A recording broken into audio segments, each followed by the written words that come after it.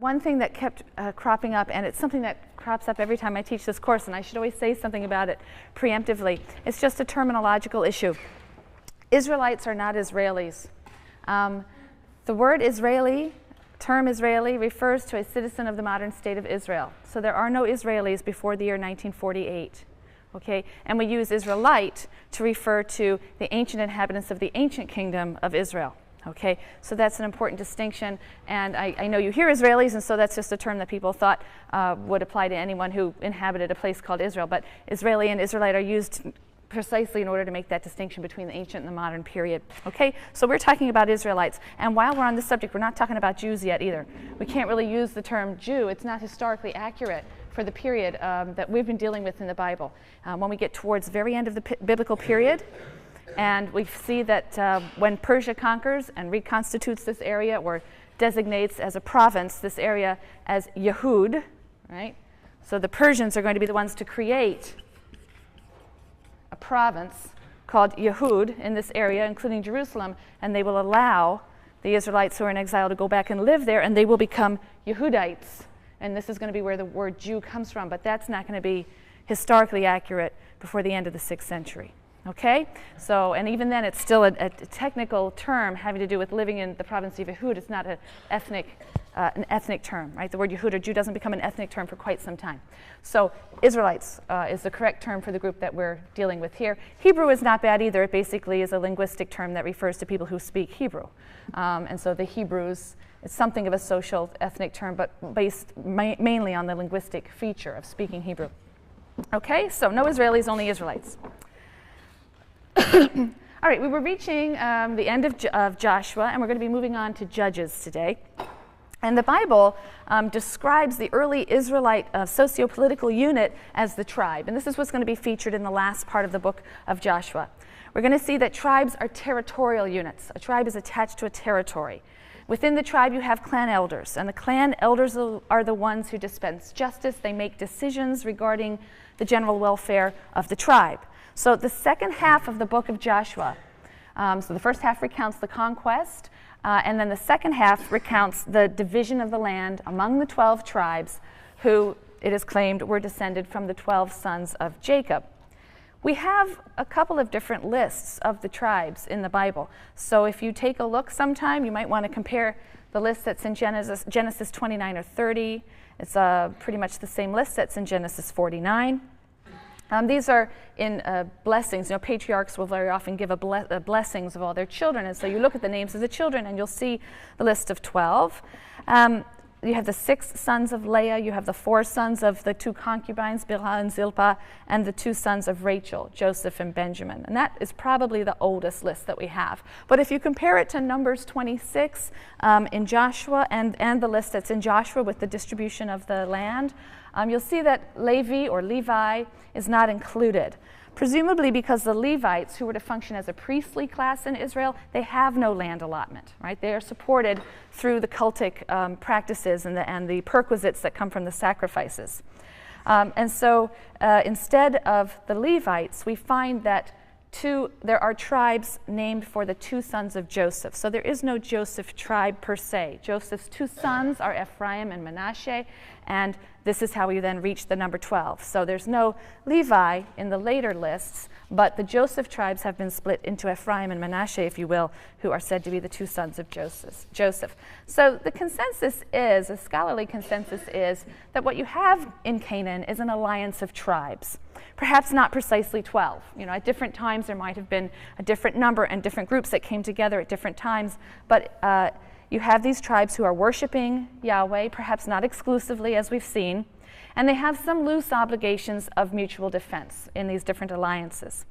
The book of Joshua presents this very idealized portrait of these 12 tribes who are pre-existent. They come into the land of Canaan already formed basically as 12 tribes. They're united with one another by their covenant with Yahweh, and they conquer the land in concert.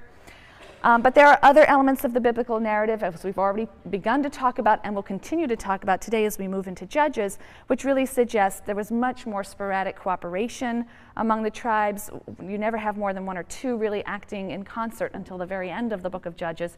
And so this suggests that there really was no super tribal government or coordination at this early age.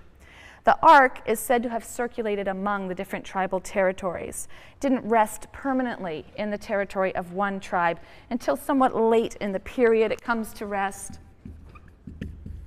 at a place called Shiloh. And it seems that only in extraordinary cases would you have the tribes acting together, perhaps by a decision of the tribal elders. But superimposed upon the authority of the elders is the authority of certain inspired individuals. And these are known as judges. And it is the exploits of these individuals that are recorded in the book of Judges. And we'll turn to the book of Judges now. The book of Judges is set in that transitional period between the death of Joshua and the establishment of a monarchic system. It's about a 200-year period, from about 1200 to 1000 or so.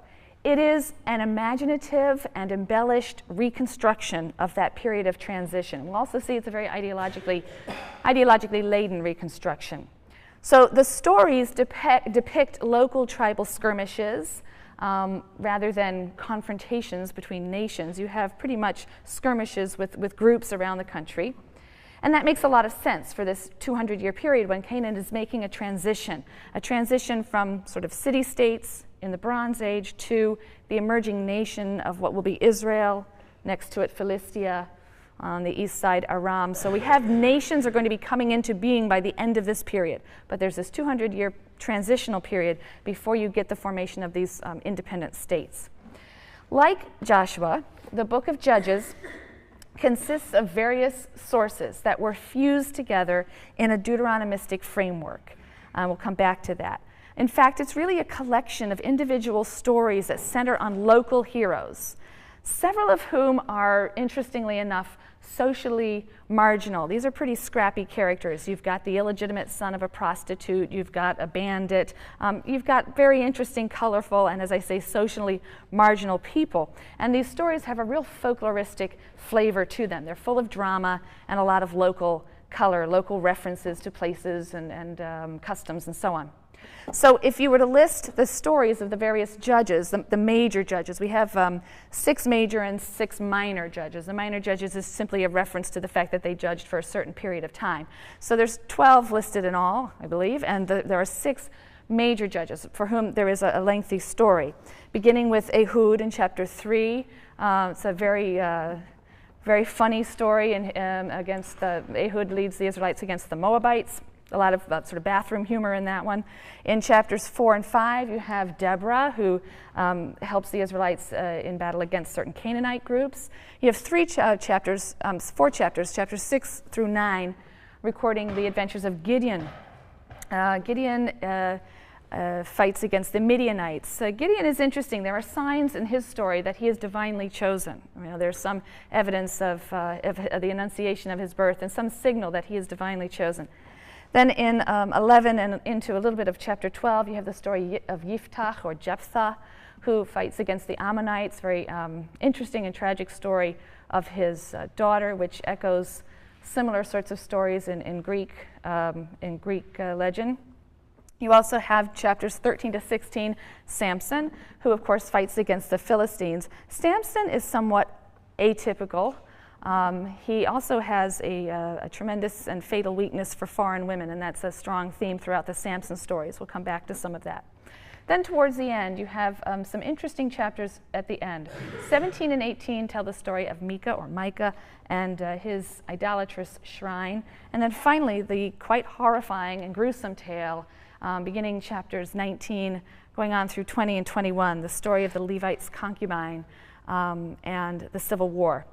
We'll come back and talk about some of these in a little more detail, but that's just to give you a sense of the different units that are in the story, and then that are in the book. And these stories have then been embedded in a Deuteronomistic framework. This framework provides the editor's view and pronouncement on and judgment of the period.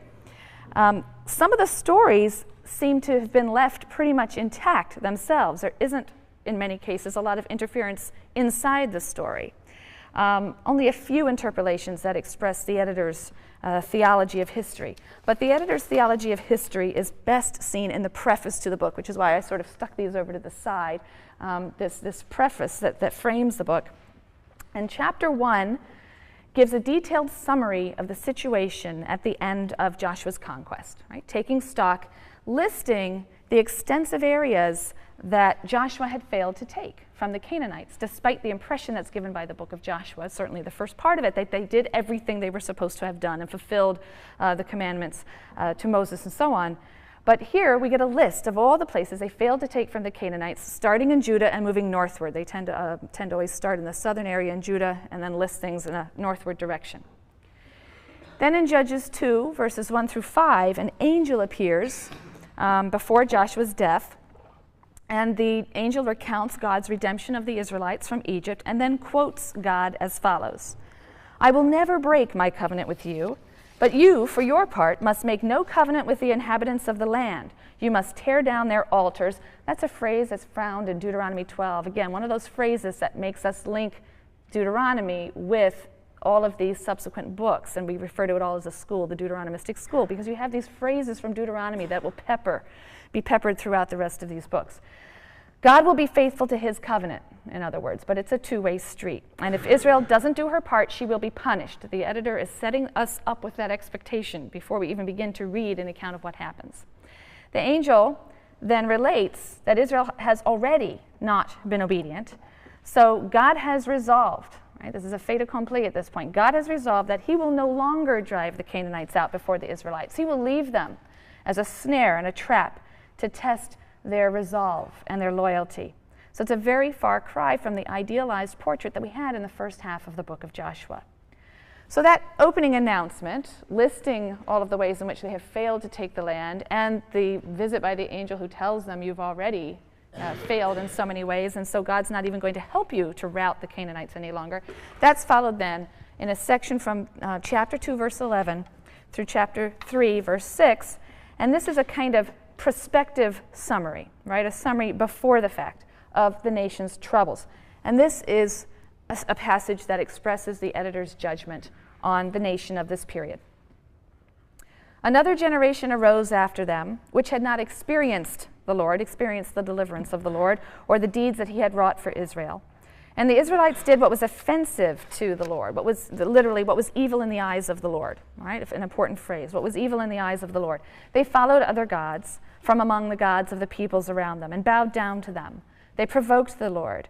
Then the Lord was incensed at Israel, and he handed them over to foes who plundered them, as the Lord had declared and as the Lord had sworn to them, and they were in great distress.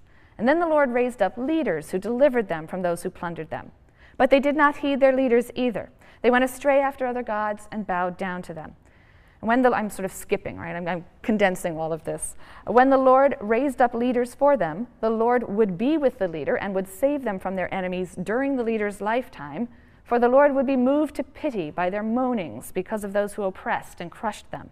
But when the leader died, they would again act basely, even more than the preceding generation, following other gods, worshiping them and bowing down to them. They omitted none of their practices and stubborn ways." So in short, it's the view of the Deuteronomistic historian, expressed here in Judges, that Israel's crises are caused by her infidelity to Yahweh through the worship of Canaanite gods. And for this sin, God sells the Israelites to their enemies, and then, moved to pity when they cry out under the oppression, he raises leaders to deliver Israel. And this pattern of sin, punishment, repentance, and deliverance through leaders is the recurring pattern throughout the book, and it punctuates the transition from each of these leaders that God will raise up, right? So it's this recurring pattern. And this Deuteronomistic perspective, as well as Deuteronomistic ideology generally, isn't always apparent within the individual stories themselves, as I've stressed. Some of them seem to be pre-Deuteronomistic folk tales about the exploits of these local heroes. They were popular stories. So Gideon, we'll see, builds an altar despite the fact that we know Deuteronomy insisted on centralized worship and prohibited outlying altars or multiple altars. He is also known, his other name, if you will, is Jerubbaal. Right? It's a name that's made with Baal, meaning Baal will strive or Baal will contend. So this is an alternate name for Gideon. He erects an idol.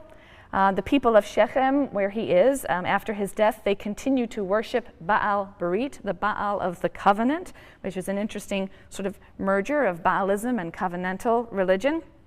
Right? So you have a lot of these elements that presumably the Deuteronomist would disapprove. The story of Samson also appears to be largely pre-Deuteronomistic. It was, again, probably a very popular, entertaining folk tale about a legendary strongman. He can lift up the gates of the city. He can tie the tails of 300 foxes with torches and so on. But this great strongman is undone by his one weakness, which is a weakness for foreign women, particularly Philistine women. At least we think Delilah was Philistine. And that proves to be his downfall. So you can see in a way how these stories were fodder for the Deuteronomistic editor. The Deuteronomistic editor insists that foreign gods, often accessed through marriage to foreign women, exercised a fatal attraction for Israel. And it was the inability to resist the snare of idolatry that would ultimately lead to ruin. We have to remember that the final editing of this narrative history is happening in exile. Right? It's happening from people for whom all of this is ultimately leading towards a tragedy. All right? So the leaders who are raised by God are called judges. That's a term that's used in other Semitic texts to refer to leaders in the second millennium, sometimes human and sometimes divine.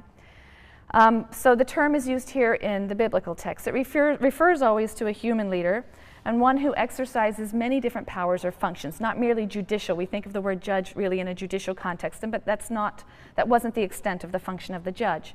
The Israelite judge was actually primarily a military leader, commissioned with a specific task, and only in times of national crisis. The judge had a charismatic quality, which in several cases is expressed by the phrase, "the Spirit of the Lord came upon him." God would raise up the judge to deliver the people from a specific crisis.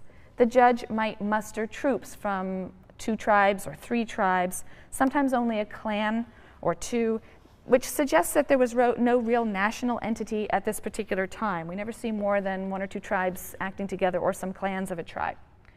But the institution of judges never created fixed political forms. And each judge differed from the last in background, in class, and even gender. We do have one female judge, Deborah, who did exercise judicial functions, evidently, according to the text. The judges aren't chosen necessarily for their virtue. Many of them seem to fall into the literary type of the trickster, a bit like Jacob. Some of them, they're crafty, tricky types. Gideon is explicitly chosen for his weakness and not because of his strength. Turns out that he's quite a ruthless fighter, and he's clearly not a devout Yahwist. Jephthah is an outlaw. Samson is hardly a moral exemplar. So these are not meant to be idealized heroes, but popular heroes. And there's a very interesting tension in the book of Judges that will continue beyond into the book of Samuel as well, but a tension regarding kingship. The individual stories seem to suggest a very deep-seated distrust of kingship. So in Judges 8, the people ask one of the judges, Gideon at that time, to become king. And he responds this way, "I shall not rule over you, nor shall my sons rule over you. Yahweh shall rule over you." That's 8, verse 23. And indeed, the short reign of Gideon's ruthless son, Avimelech, which means my father is king, ironically, is a complete disaster. The position of judge is temporary. God was viewed as the permanent king in Israel. The temporary authority of the judge derived from the kingship of God. So the judge's position could not become absolute or permanent. That would be a rejection of God's leadership. So the book of Judges seems to be squarely against the notion of kingship in Israel. But the book as a whole seems to suggest a certain progression towards kingship, and this emerges from some of the kind of editorial elements and interpolations. The final chapters of Judges document Israel's slow slide into disorder and ultimately into civil war. Chapter 18 opens with an ominous statement or phrase that recurs throughout the final chapters. In those days, there was no king in Israel. That happens again in chapter 19, verse 1, chapter 21, verse 25. And in addition, it is said that everyone did as he pleased, or everyone did what was right in his own eyes. It's in chapter 21, verse 25. By the end of the book, the Israelites find themselves spiraling out of control in an orgy of violence and rape, and in the final chapter, all-out civil war. A Levite's concubine is raped by a gang, murdered by the tribe of Benjamin. And this is an atrocity that's to be avenged by all the other tribes. The Levite takes her body, cuts it into 12 parts, sends a part to each of the tribes as a call to war, to join together in a war of extermination against Benjamin. And many scholars have observed that it's ironic and tragic that the one time the tribes do all act in concert is against one of their own. This is the only time all 12 tribes, or the other 11 tribes, come out against a common enemy, and it is the tribe of Benjamin. At a certain point, however, they realize with some regret that the tribe of Benjamin is near extinction. This is not a good thing. So the other tribes then arrange to kidnap women from Shiloh as mates, Shiloh, for the remaining Benjaminites. So as a final comment on this horrible symphony of barbarity, of rape, murder, civil war, kidnapping, forced marriage, the Deuteronomistic historian concludes the book of Judges with this refrain: in those days there was no king in Israel, and every man did as he pleased. Right? It's a wonderfully polysemic phrase: no king in Israel, no human king, perhaps also, given their behavior, no divine king. So again, I see that as sort of an ominous refrain throughout. There was no king in Israel, every man is doing as he pleases, and look at the situation we've reached by the end of the book of Judges. The Deuteronomist's explanation for the moral and social bankruptcy of Israel at the end of the period of the Judges and the dawn, or on the eve of the monarchy, is Israel's continued infidelity. And the prescription for this situation, at some level in the text, is a king. This sits uneasily with an anti-monarchic trend in some of these stories. But according to the Deuteronomistic historian, the institutional structure of a kingdom of God, right, a sort of a theocracy is how a later Jewish historian would describe this period, a kingdom in which God is the king, and the community is led by inspired judges in times of crisis. That structure, that institutional structure, failed to establish stability, a stable, continuous government. It failed to provide leadership against Israel's enemies within and without. You have Ammon and Moab to the east, you have the Philistines to the west, and they soon managed to subjugate the entire land. So the tribes seem to be conscious of the need for a centralized authority, a strong central authority, and the demand for a king arises. In their search for a new political order, the people turn to the prophet Samuel. Samuel is the last in a line of prophet judges, and they ask him to anoint a king for them.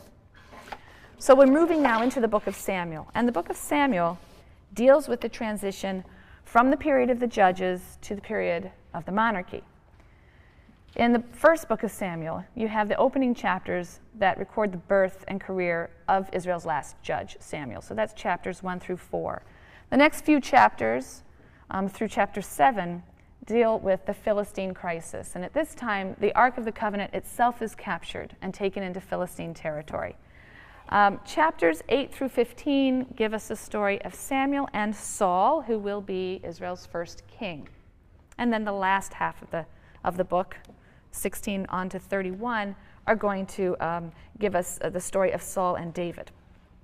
So 1 Samuel opens with the story of Samuel's birth to Hannah and her dedication of her son to the service of God at Shiloh, at the sanctuary at Shiloh. So Shiloh appears to have been the most important shrine in the period before the monarchy. The prophet Jeremiah is going to refer to Shiloh as the place where God first made his name to dwell. You'll remember the Deuteronomist is always speaking about centralization around a place where God will cause his name to dwell. At first, that was Shiloh. It's been noted that after the birth of Samuel, the text conveys a sense of three crises, and I've sort of listed them on the far side of the board over there. The first crisis is a religious crisis.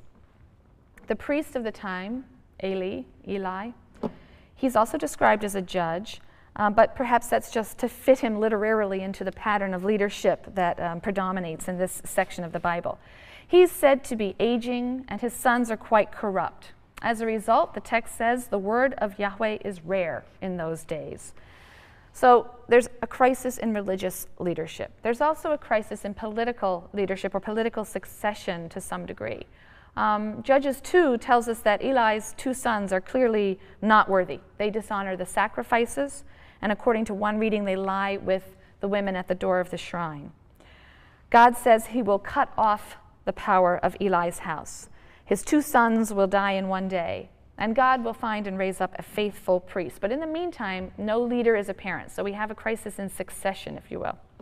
The third crisis is a military crisis. In Judges 4 through 7, the Israelites suffer a defeat at the hands of the Philistines. For Samuel.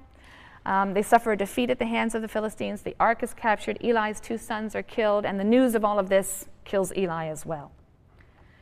So when we first meet Samuel, we wonder, is he going to be the answer to all of these crises, these problems? Chapter 3 says that the word of God comes to Israel through Samuel. Right? In contrast to the statement that the word of God was rare in those days, we hear that the word of God is now coming to Israel through Samuel. It raises some hope. In chapter 7, Samuel exhorts the people to stop serving alien gods and Ashtaroth and to serve God, and only then will God deliver them.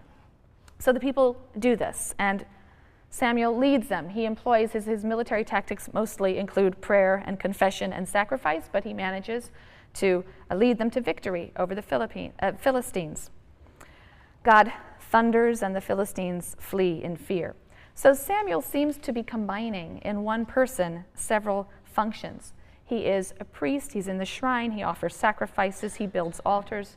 He's also a seer and a prophet. He receives the word of the Lord, and like a prophet, he will be anointing kings.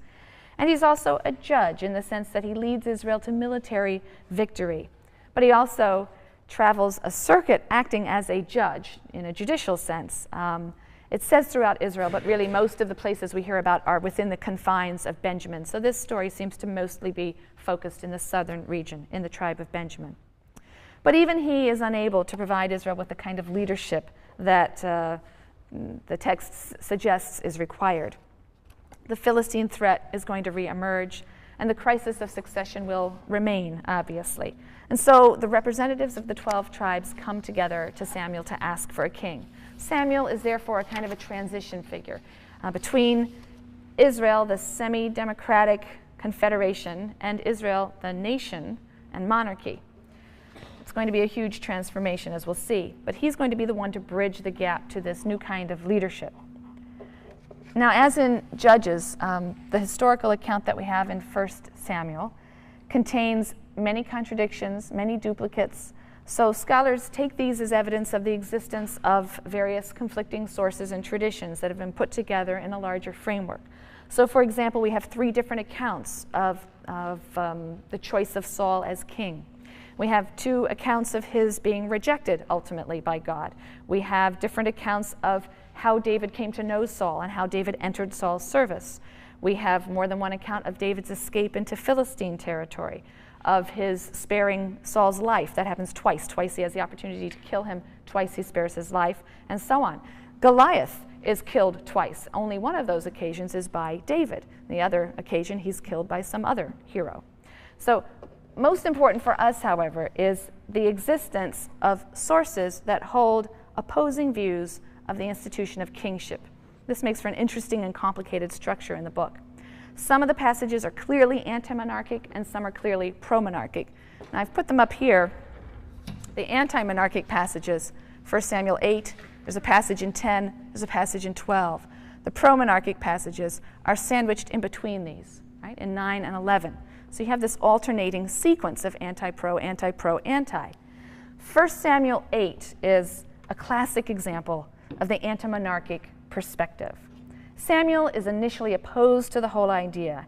He apparently resents the usurpation of his own power, until God says, "Heed the demand of the people in everything they say to you, for it is not you they have rejected, it is me they have rejected as their king.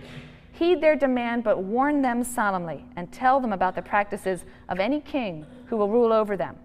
And so Samuel does that. He does that in verses 11 through 18. He warns of the tyranny of kings, the rapaciousness of kings, the service and the sacrifice they'll require of the people in order to support their luxurious court life and their large harem, their bureaucracy and their army.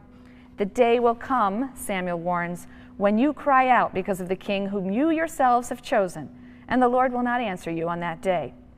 All right, very anti-monarchic passage. The people won't listen to him, and they say quite significantly, "No, we must have a king over us, that we may be like all the other nations. Let our king rule over us and go out at our head and fight our battles." So this is an explicit and ominous rejection, not only of Yahweh, but of Israel's distinctiveness from other nations. And what, after all, does it mean to be a holy nation, but to be a nation separated out from, observing different rules from other nations? In Samuel 12, Samuel retires, and he says, as he does so, "See, it is the king who leads you now. I am old and gray." And he again outlines what is required of a good king, and then again chastises the people for even having asked for a king, warning that really God must be served wholeheartedly. A king should not interpose himself. Some have argued that the editors who compiled the text preserved the pro-monarchic perspective of their sources, but they chose to frame the pro-monarchic passages with their own anti-monarchic passages, with the result that the anti-monarchic passages really provide a stronger interpretive framework and are dominant. And the implication is that despite positive contemporary evaluations of Israel's kings from the perspective of a later period, from the perspective of the editors and perhaps those sitting in exile, the institution of kingship was a disaster for Israel. And that negative assessment is introduced by the Deuteronomistic redactor into his account of the origin of the institution, that God himself warned at the time that this transition was being made and this request was being made. God himself warned that this had the potential to be quite disastrous. Others feel that the pro-monarchic and anti-monarchic views were contemporaneous and both ancient, and we see that simply reflected in these dueling sources. So whether one view is older and one more recent, whether both are ancient views or both are recent or later views, the end result is a very complex narrative. As you read it, you feel thrown back and forth between these positive and negative assessments of kingship. And we feel these and see these very different views of monarchy in ancient Israel. So these views really defy categorization in the end. They're one of the things that give the book such complexity and sophistication. Not only is there ambivalence, however, about the institution of kingship or monarchy, there's also a great deal of ambivalence about the first inhabitant of the office, the first king, King Saul himself. Judges has 3 different accounts of Saul's appointment as king. In chapter 9, 1 Samuel 9, it's a private affair. It's just between Saul and the prophet Samuel. Samuel anoints Saul as king with oil in a kind of a private encounter. The anointing of kings is also found among other ancient Near Eastern groups, the Hittites, for example. In Israel, it seems to be a rite of dedication or consecration, making sacred to God. Consecration, making sacred. And it's done not just for kings, it's also done for high priests. They are also anointed with sacred oil. Then in 1 Samuel 10, you have Saul's appointment represented as being affected by lottery. It's a lottery that's presided over by Samuel, but there is a lottery system, and the lot falls to Samuel to be appointed king. In the next chapter, in 1 Samuel 11, we have Saul victorious in a battle over the Ammonites, and so he's elected by popular acclaim, if you will. These could all be complementary ways of his slowly securing the position. They could be seen as competing accounts. But he's an important and a striking figure. Nevertheless, there seems to have been some controversy about Saul, and it's preserved within our sources. On the one hand, he's described in very positive terms. He's tall, he's handsome, he's winning, he's charismatic. In fact, he's associated with ecstatic prophecy. Right? The Spirit of the Lord comes upon him, and he prophesies in a sort of a raving and dancing and ecstatic mode. He defends his own tribe. He's from the tribe of Benjamin, and he defends them from Ammonite raids. And he's hailed by the tribes as a leader in time of war. As king, he did enjoy some initial military victories. He drove the Philistines from their garrisons, and he was such a popular and natural leader that even Samuel, who at first resented Saul and resented the idea of a king, came to appreciate him and was said to really grieve for him upon his death. But once David enters the story, which is about halfway through the book of 1 Samuel, it's 1 Samuel 16, then we begin to see clearly negative assessments of Saul. Perhaps because the sources about David stem from circles that were loyal to the house of David, and David is going to succeed Saul, obviously, as the second king of Israel. Perhaps the negative assessment is because of Saul's ultimate failure and suicide, and that had to be accounted for by identifying some fatal flaw in him. So now his ecstatic prophecies are presented as irrational fits of mad behavior. So where once the Spirit of the Lord was said to come upon him, now he's said to be seized by an evil spirit from the Lord that rushes upon him suddenly, causing him to rave in his house. Elsewhere, he commits errors. He doesn't obey Samuel's instructions to the letter, and that's going to cost him the support of Samuel and ultimately God. We have two stories of disobedience related in 1 Samuel. One is in chapter 13.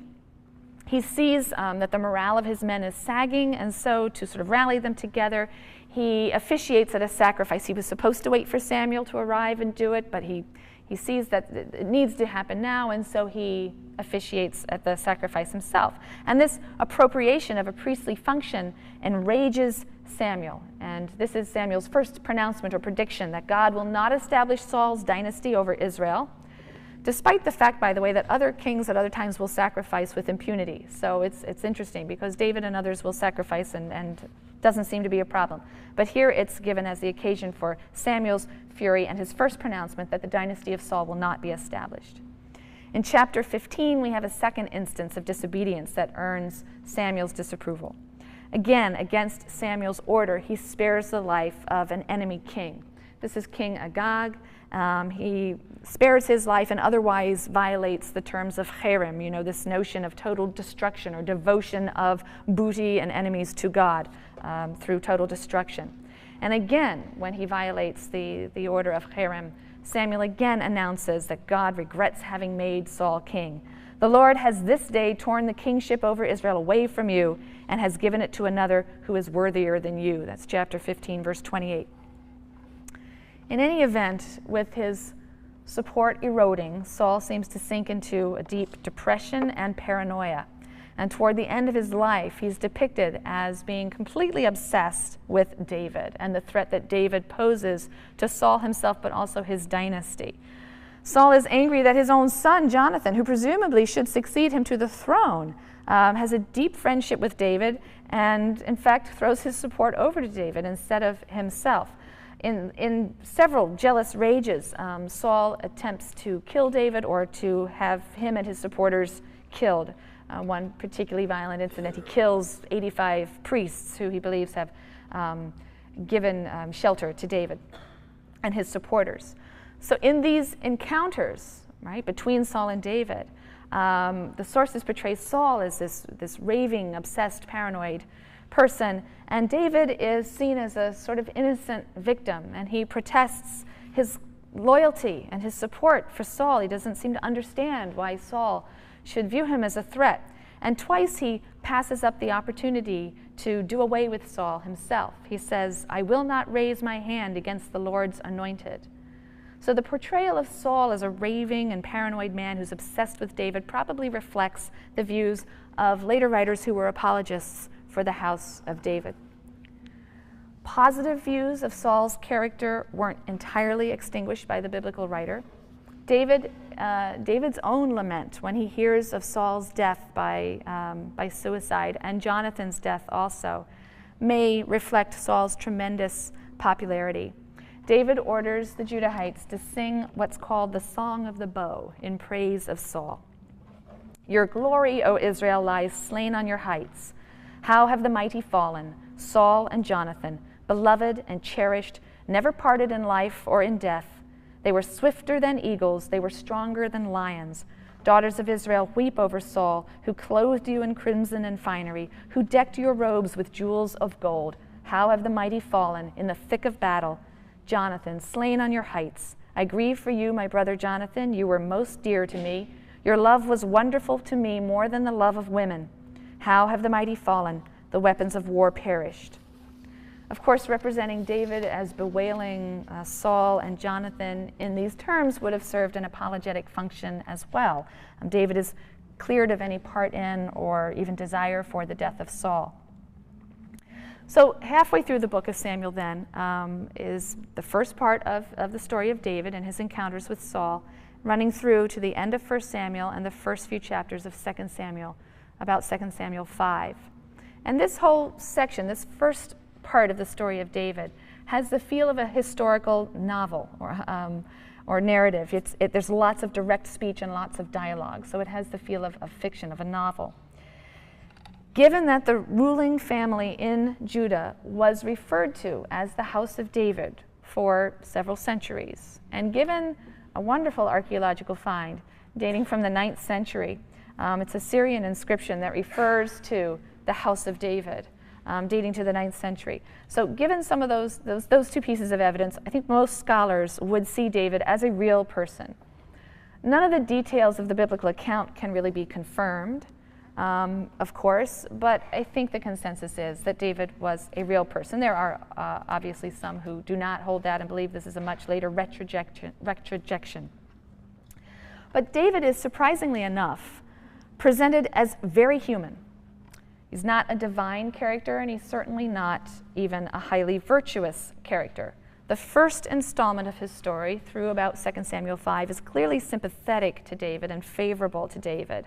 But it's not entirely obsequious or flattering, which is the sort of genre that we very often have coming out of ancient Near Eastern texts dealing with royalty. This part of the story may be an apology for David, but it's also subtly critical of him.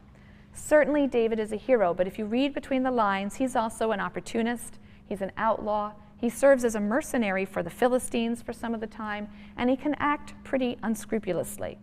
So this isn't royal propaganda in the simple sense, even though to some degree it may be an apology for David. As we're going to see in a minute, David will fare much, much worse in the second installment of his story, and this is the story that takes up the bulk of 2 Samuel, right? So moving now into the book of 2 Samuel and the latter part of David's story. Actually, no, I lied. We're going to back up for 1 minute just to talk about the different accounts of David's emergence, right? The three different stories, if you will, of David's discovery. Because in the first, Samuel, again, secretly sort of anoints him king of Judah. So it's a private affair. And he anoints him as the king of Judah, which is just the southern region. And he does this in Saul's lifetime. David is the youngest of his father's son, so this anointment is another reversal of primogeniture, the exaltation of the lowly that we see so often in the Bible. In the second account, we first meet David when he is summoned to play music for a disturbed Saul, who of course is suffering from these irrational fits. And then in the third account, David is introduced as the 98-pound weakling who takes on the legendary Goliath. Later, after the death of Saul, David will be anointed king in Hebron over his own tribe, Judah. He then manages to either win over or kill off the rest of Saul's household, anyone else who could make a dynastic claim to the throne based on descent from Saul, anyone who might be a threat to his claim to kingship in the more northern region. And eventually the northern tribes will also elect him king. And so the united kingship of the northern parts of Israel and the tribe of Judah is finally formed. Once his reign seems secure and the nation is consolidated behind him, David then captures Jerusalem and launches attacks against Israel's neighbors. And the text says that the Lord gives him victory. This is in 2 Samuel 8 now, and verses 6 and 14. God gives him victory. The biblical narrative depicts him as the master of a huge empire that stretches from the desert to the sea. There's very little evidence that Israel actually established lasting control over all of the states in this region. It's likely that David was able to take advantage of a power vacuum. Egypt's hold on Canaan was crumbling. The migration of these peoples of the seas throughout this region and other peoples pressing in from the desert had really upset the two major powers, right, in Mesopotamia and in Egypt, and they really had lost control of the central region. And so David and the Israelites were able to take advantage of this and establish an independent state. And David's independent state was probably able to dominate the area for a little while, ending the Philistine threat, for example, and possibly even collecting tribute from some of the surrounding or neighboring states, Ammon and Moab and Edom. But it's the prophet Nathan who transmits God's promise to David, a promise that will become the basis for the faith in the eternity of the Davidic kingdom. And that happens in 2 Samuel chapter 7, verses 8 to 17. Very important passage and very important in the construction of what we'll see is a royal ideology.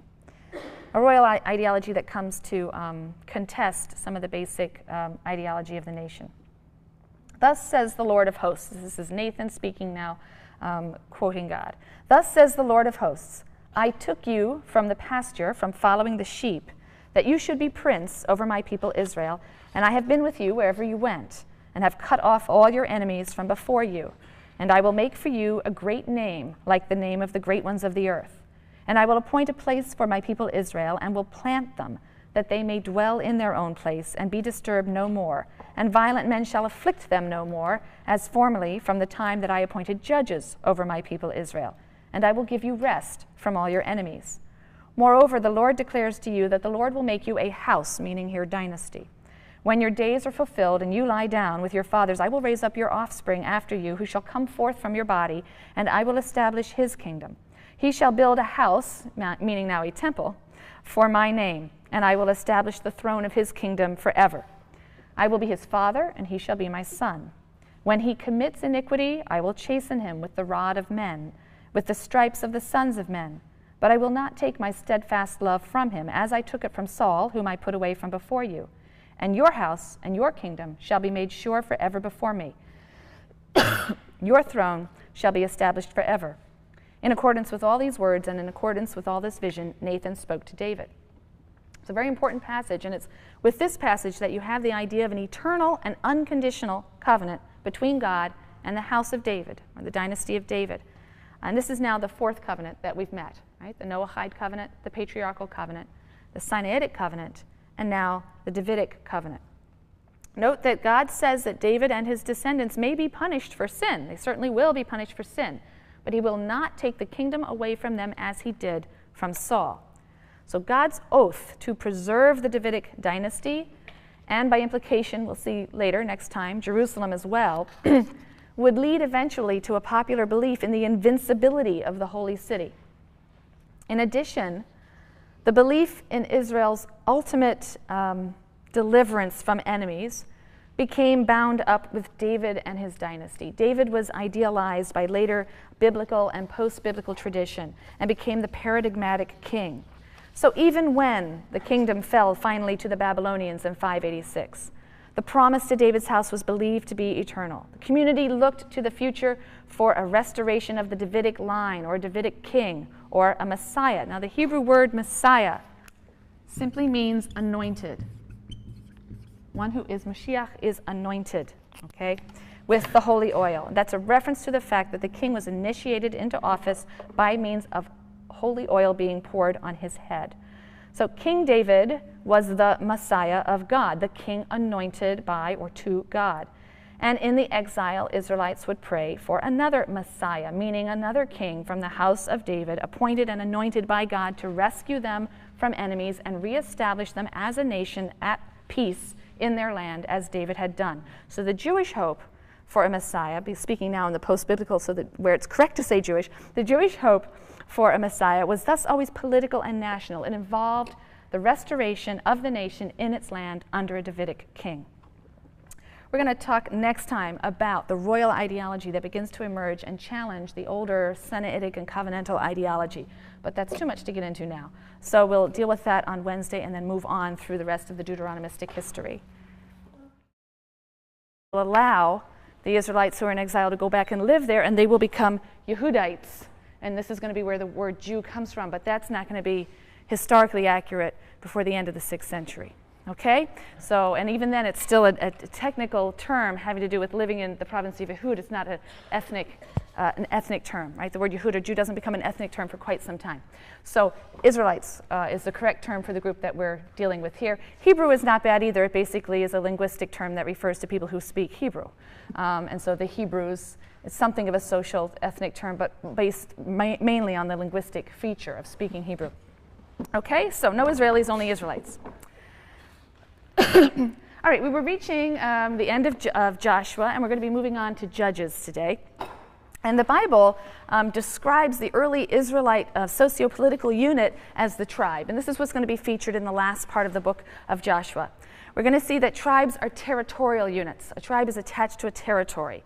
Within the tribe, you have clan elders, and the clan elders are the ones who dispense justice. They make decisions regarding the general welfare of the tribe.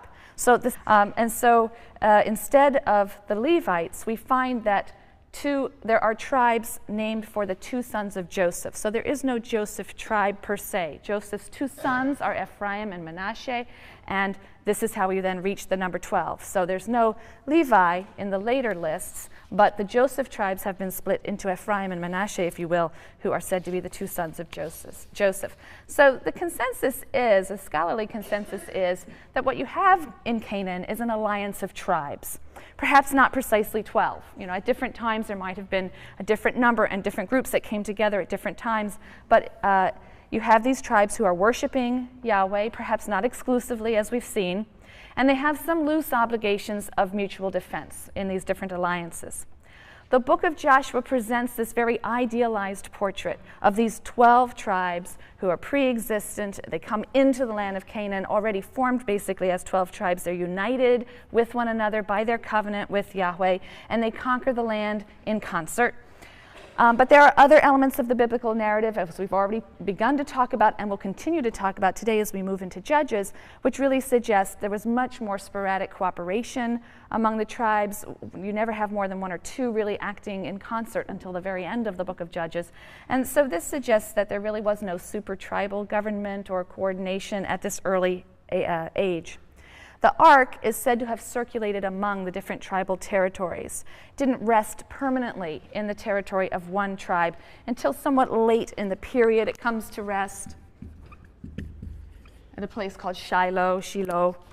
And it seems that only in extraordinary cases would you have the tribes acting together, perhaps by a decision of the tribal elders.